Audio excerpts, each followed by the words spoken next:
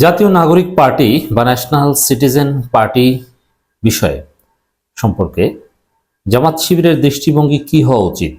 আমাদের দর্শকদের একটা বড় অংশ যেহেতু জামাত শিবির, এই বিষয়ে তাদের জন্য কিছু জরুরি আহ্বান জানাতে চাই। দর্শক, জামাত শিবির অতীতে অনেক ভুল করেছে। আবেগে নিজেকে নিজেদের বন্ধু যাকে মনে করেছে, আসলে সে শত্রু, সে বন্ধু নয়, তার ক্ষতি করেছে। বিশ্বাস করে যাকে উপকার করেছে, দিন শেষে সে জামাতের বা শিবিরের প্রতি কোনো কৃতজ্ঞতা দেখায়নি। জামাতের টাকা পয়সা খেয়ে বড় হয়েছে, পরে জামাতের সাথে গাদ্দারি করেছে। এরকম হাজারো এক্সাম্পল আছে, এগুলো থেকে শিখতে হবে। দর্শক, এই আলোচনাটা কেন করছি? জামাত শিবিরের দৃষ্টিভঙ্গিটা আলাদাভাবে বলার প্রয়োজনই বা কেন, এটা একটু প্রথমে বলে নিই। এই দলটা যতদূর এসেছে, জামাত শিবির যদি নানানভাবে সহযোগিতা না করত, এর 50%ও আসতে পারত না। এবং এই দলের মোর দেন 50% কন্ট্রিবিউশন সো ফার জামাত শিবিরের। এই যে নাগরিক কমিটি দিয়েছে দেশের বিভিন্ন জায়গায়, একটা বড় অংশ এক শিবির, রানিং জামাতের রোপণদের অভাব নেই নাগরিক কমিটিতে। অতএব এই দলটা সংগঠিত করার পেছনে জামাত শিবিরের একটা বড় অবদান ছিল। যখন বিএনপির লোকজন ঘোষণা দিয়েছে যেখানেই নাগরিক কমিটি সেখানেই গণধোলাই, তখন জামাত শিবিরের লোকজন এটাকে প্রোটেক্ট করেছে। লোক পায় না, বসার জায়গা পায় না, জামাত শিবিরের লোকজন শেল্টার দিয়েছে। গাড়ি ভাড়া দেওয়ার টাকা নাই, জামাত শিবিরের লোকজন টাকা দিয়েছে। I know that. অতএব এই দলের 50-60% কন্ট্রিবিউশন জামাত শিবির। এবং রিসোর্সের কথা যদি বলি, সাবেক শিবির, ইনএক্টিভ জামাত মিলিয়ে 90% রিসোর্স জামাত শিবিরের। এই জন্য জামাত শিবির দৃষ্টিভঙ্গিটা আলোচনা করাটা জরুরি। এটা কিন্তু গণ অধিকার পরিষদের ক্ষেত্রেও হয়েছে। নুরুল হক নূরের দলের যারা মোর দেন 50% সাবেক শিবির, কিন্তু দিন শেষে কি হয়েছে? এবং এই দলের আত্মপ্রকাশ অনুষ্ঠানে শিবিরের গান বাজিয়ে শিবিরের ছেলেরা এখানে গাড়ি নিয়ে এসেছে, জামাতের রোকনরা এখানে অনেকে গাড়িতে এসেছে, গাড়ি নিয়ে এসেছে, অনেকের পয়সা খরচ করে। এর মানে এই দলের সাথে, এবং কেন্দ্রীয় কমিটিতে যারা পোস্ট পেয়েছে, একটা বড় অংশ আছে ঢাকা ইউনিভার্সিটির শিবিরের সাবেক সেক্রেটারি থেকে শুরু করে একটা বড় অংশ আছে যে শিবিরের বড় বড় নেতা ছিলেন, তারা এই দলে এখনো আছেন। অতএব এই দলের সাথে অ্যাটলিস্ট সাবেক জামাত বা বর্তমান কমিটিতে নেই, কিন্তু মাঠ পর্যায়ে সংগঠিত করা বা এই আত্মপ্রকাশ অনুষ্ঠানে আসা, ফাইন্যান্স করা, নানান ক্ষেত্রে ভেরি মাচ রিলেটেড। অতএব এই আলোচনাটা কেন জরুরি আশা করি বোঝাতে পেরেছি। তো জামাত শিবির ভাইরা মনে রাখবেন, জামাত ইসলামী একটা আলাদা দল। তারা অন্য একটা দলের সাথে সম্পর্ক করবে কিসের ভিত্তিতে? কমন ইন্টারেস্টের ভিত্তিতে। অতএব জামাত শিবিরকে দেখতে হবে যে ভিন্ন একটা দল, যে দল জামাত প্রতিষ্ঠিত না, সেখানে তার কমন ইন্টারেস্টের জায়গায় শুধু কোঅপারেট, অন্য কোনো জায়গায় কোঅপারেট করার সুযোগ নেই। অতএব জামাত শিবিরকে আমি আহ্বান জানাবো, এখন থেকে এই দলকে জাস্ট বিএনপিকে যেভাবে মনে করেন, জাতীয় পার্টিকে যেভাবে মনে করেন, গণ অধিকার পরিষদকে যেভাবে মনে করেন, সেভাবে একটা অন্য দল মনে করবেন। বরং ইসলামী অন্যান্য দল যেমন চরমনাই খেলাফত মজলিসকে যেরকম আপন মনে করেন, সেভাবেও না।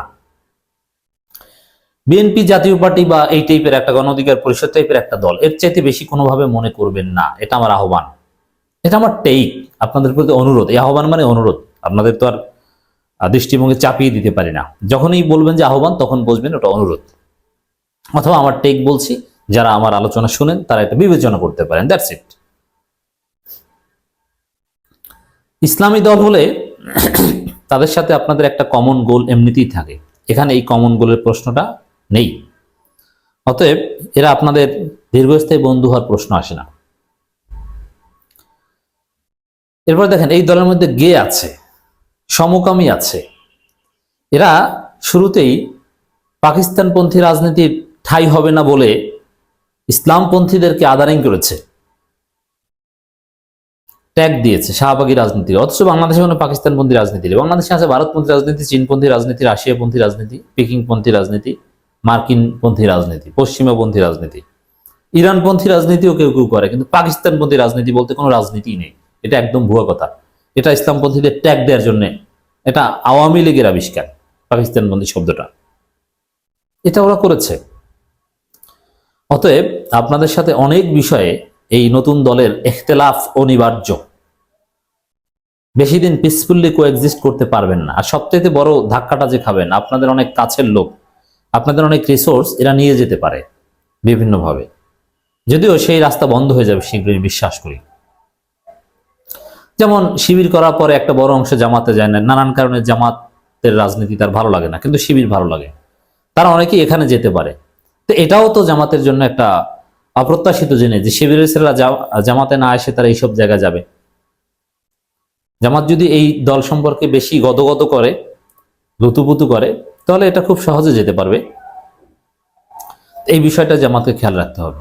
এই দলের নীতি আদর্শ এটা আলাদাভাবে, ওদের যে ডিক্লারেশন এটা আমি আলাদাভাবে পর্যালোচনা করব।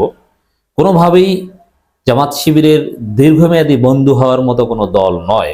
জাস্ট গণ অধিকার পরিষদ যেরকম, আপনি জাস্ট ওইভাবেই এদেরকে মূল্যায়ন করতে পারেন, এর চাইতে বেশি কিছু নয়।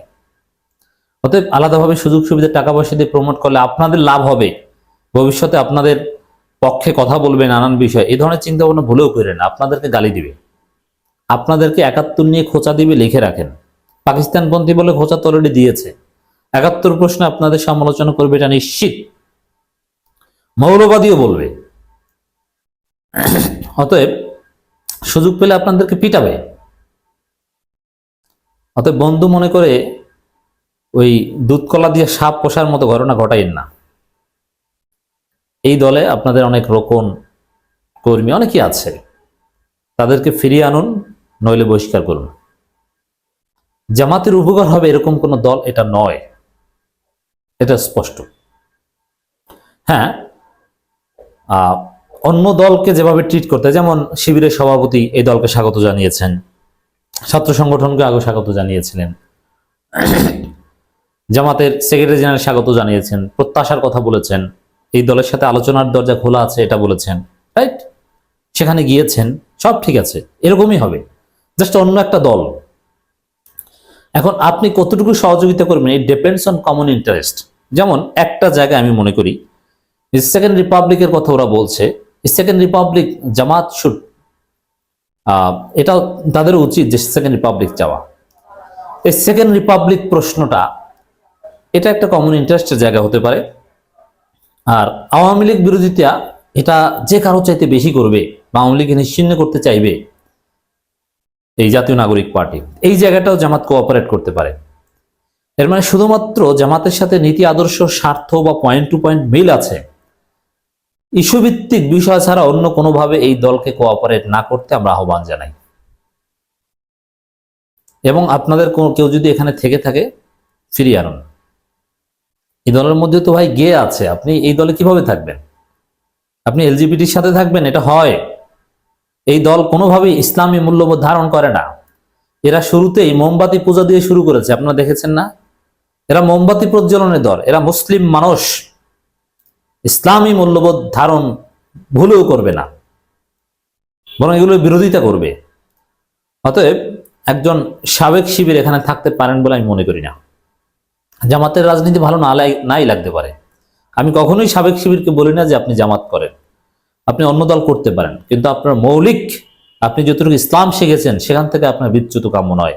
৭১ প্রশ্ন বা নানান প্রশ্নে জামাতের সাংগঠনিক স্ট্রাকচার, এগুলো গণতান্ত্রিক রাজনীতি বা পাওয়ার পলিটিক্সের সাথে যায় না, এটা ঠিক আছে, এই জন্য আপনি অন্য দল করতে পারেন, কিন্তু মিনিমাম আপনার ইসলামিক মূল্যবোধটা ধরে রাখার মতো একটা স্পেস থাকতে হবে। মোমবাতি পূজা কিংবা কোনো গে থাকবে এমন দলে আপনি যেতে পারবেন, এটা হতে পারে না। তার চাইতে গণ অধিকার পরিষদ অনেক ভালো। তা আশা করি জামাত শিবিরের দৃষ্টিভঙ্গিটা কি হওয়া উচিত আমি বোঝাতে পেরেছি। আবার বলি, এই আলোচনা কেন করতে হয়েছে? বিএনপিকে তো আলাদাভাবে বলে দিতে হয় না, বিএনপির নেতৃত্বের পক্ষ থেকে বা বিএনপির অ্যাক্টিভিস্টরা তো এরকম বলে না যে ভাই এদেরকে কোঅপারেট করবেন না, বা কারণ জামাত শিবির এটা করেছে, জামাতের রিসোর্স ব্যবহার করে ওরা ২০-৩০ হাজার লোক হাজির করতে পেরেছে, নইলে ১০,০০০ লোক হাজির করতে পারতো না এখানে।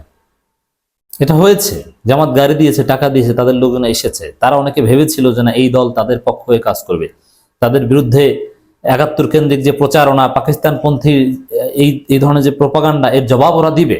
কিন্তু নো, কখনোই এর জবাব দিবে না, বরং ওরা নিজেরাই আপনাদেরকে সেই ট্যাগ দিবে। অতএব জামাতকে যে 71 নিয়ে ট্যাগ খেতে হবে, পাকিস্তানপন্থী ট্যাগ খেতে হবে, ট্যাগ যারা দিবে তাদের সংখ্যাটা একটু বাড়লো, আপনাদেরকে ডিফেন্ড করবে না। এই দলের ভবিষ্যৎ নিয়ে আমরা আলাদা আলোচনা করব। ভবিষ্যৎ মোটেও ভালো না, এরা থাকবে না। এরা ওই ফেরদৌস আহমেদ কুরেশির চাইতে একটু ভালো করবে, গণ অধিকার পরিষদের কাছাকাছি বা সেম পর্যায়ের কিছু একটা থাকবে। এই দল ভেঙে যাবে, এটা অনিবার্য। যে ক্রাইটেরিয়াগুলো থাকলে একটা দল ভাঙে, সেই ক্রাইটেরিয়াগুলো সব এদের মধ্যে আছে। Just wait and C.